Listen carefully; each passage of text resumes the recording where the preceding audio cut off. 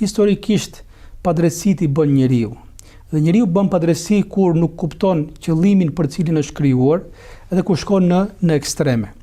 Në rastin konkret, në rastin ndaj gruas, ndaj femrës, padrejësia shpeshherë është bërë në emër të kulturave dhe për fat keq është faturuar fesë, sikur feja është ajo ushqyese e këtyre kulturave, por nëse do shikojmë Kur'anin famlar do gjejmë komplet një panoramë tjetër, apo padrejësia tjetër që i bëhet është ta nxjerrësh njeriu nga specifikat e tij për cilin është krijuar. Kur momentin që ti e vendos ato që është për luftë e le po themi në zyrë apo e vendos në punë, ti e ke prishur gjithë sistemin. Historikisht ka qenë kjo që njeriu të mos vendoset në vendin që i takon, sepse jo thjesht burrat dhe gratë, por edhe fëmijët tanë komplet ndryshëm me njëri tjetrin. Po dhe ne jemi komplet ndryshëm me njëri tjetrin.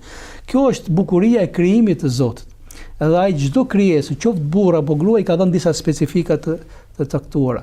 Dhe kur njeriu nuk e luan rolin në përputhje me ato specifika, ne do kemi prishje të ekuilibrave të gjithë jetës njerëzore. Dhe gruaja historikisht për fat keq ka vuajtur ose nga padrejtësitë historike apo sot në emër të vënjes në vend të padrejtësisë, duke e quar në një padrejtësi tjetër, duke e bërë atë të mos ndihet rahat pse është nën, duke i ikur misionit të saj që ajo është burimi i jetës, është vazhdimësia e jetës, është burimi më i madh i dashurisë, duke e bërë mos ndihet rahat me trupin e saj, me pamjen e saj.